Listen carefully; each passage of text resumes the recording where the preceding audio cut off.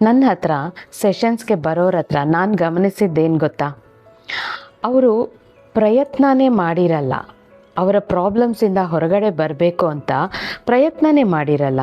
ಏನು ಪ್ರಾಬ್ಲಮ್ ಆಗಿದೆಯೋ ಅದು ಪ್ರಾಬ್ಲಮ್ ಆಗೋಯ್ತು ಅಂತ ಬರೀ ಕೊರಗ್ತಾ ಇರ್ತಾರೆ. ಎಷ್ಟು ಕೊರಗ್ತಾರೆ ಅಂದರೆ ಅವರ ಮೈಂಡ್ ಮೇಲೆ, ಅವರ ಬಾಡಿ ಮೇಲೆ ತುಂಬ ಎಫೆಕ್ಟ್ ಬೀಳೋ ಲೆವೆಲ್ವರೆಗೂ ಕೊರಗ್ತಾ ಇರ್ತಾರೆ.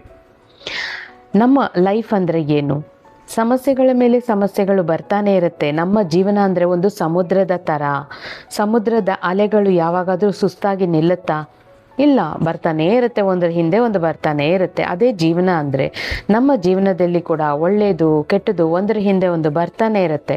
ಒಳ್ಳೇದು ಬಂದಾಗ ಅದನ್ನು ಎಷ್ಟು ಪ್ರೀತಿಯಿಂದ ನಾವು ಸ್ವಾಗತಿಸ್ತೀವೋ, ಕೆಟ್ಟದ್ದು ನಡೆದಾಗ ಕೂಡ ನಾವು ಇದರಿಂದ ನಾನು ಏನು ಪಾಠ ಕಲಿಬೇಕು, ನನ್ನಲ್ಲಿ ಏನೋ ಇದೆ ಸ್ಪೆಷಲ್ ಆಗಿ, ಅದನ್ನು ಹೊರಗಡೆ ತೆಗೆಯೋದಕ್ಕೆ ನನಗೆ ಈ ಥರ ಕಷ್ಟ ಬಂದಿದೆ, ಸೊ ನಾನು ನನ್ನ ಜಾಣತನ ಉಪಯೋಗಿಸ್ಕೊಂಡು ಹೇಗೆ ಈ ಕಷ್ಟದಿಂದ ಹೊರಗೆ ಬರಲಿ ಅಂತ ನಿಮ್ಮನ್ನು ನೀವು ಮೋಟಿವೇಟ್ ಮಾಡಿಕೊಂಡು ಆವಾಗಲೇ ಇನ್ನಷ್ಟು ನೀವು ಎಚ್ಚರಿಕೆಯಿಂದ ಎದ್ದು ಇನ್ನೂ ಹುಷಾರಾಗಿ ಮುಂದೆ ಹೆಜ್ಜೆ ಹಾಕಬೇಕು ಜೀವನದಲ್ಲಿ.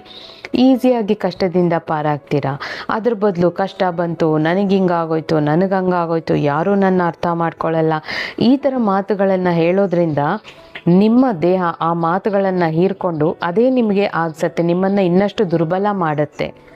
ಸೊ ಇನ್ನು ಮುಂದೆ ಕಷ್ಟ ಬಂತು, ಯಾಕೆ ಬಂತು ಅಂತ ಪ್ರಶ್ನೆ ಮಾಡ್ಕೊಳ್ದೆ, ಒಂದು ಕಷ್ಟ ಬಂತು ಅಂದರೆ ಇದರಿಂದ ನಾನು ಹೇಗೆ ಹೊರಗೆ ಬರ್ಬೋದು, ಓಕೆ ಈಗ ನಾನು ಈ ಕಷ್ಟದಿಂದ ಹೊರಗೆ ಬರಬೇಕು ಅಂದರೆ ನನ್ನಲ್ಲಿ ಏನೋ ಒಂದು ವಿಶೇಷವಾದ ಲಕ್ಷಣ ಇದೆ, ವಿಶೇಷವಾದ ಗುಣ ಇದೆ, ನಾನು ಇನ್ನಷ್ಟು ಪಾಸಿಟಿವ್ ಆಗಬೇಕಾಗಿದೆ, ಈ ಟೈಮಲ್ಲೇ ನಾನು ಇನ್ನಷ್ಟು ಹುಷಾರಾಗಬೇಕಾಗಿದೆ, ಇದರಿಂದ ನಾನು ಹೇಗೆ ಹೊರಗೆ ಬರಲಿ, ಸೊ ಈಸಿಯಾಗಿ ಹೊರಗೆ ಬರ್ಬೋದು. ಈ ಥರ ನಿಮ್ಮನ್ನು ನೀವು ಮೋಟಿವೇಟ್ ಮಾಡ್ಕೊಳ್ಳಿ. ಬೇರೆ ಯಾರೂ ಬರಲ್ಲ ನಮ್ಮನ್ನು ಮೋಟಿವೇಟ್ ಮಾಡೋಕ್ಕೆ.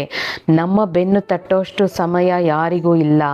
ನಮ್ಮ ಬೆನ್ನು ನಾವೇ ತಟ್ಕೊಂಡು ಮುಂದಕ್ಕೆ ಹೋಗ್ತಾ ಇರಬೇಕು ಜೀವನದಲ್ಲಿ.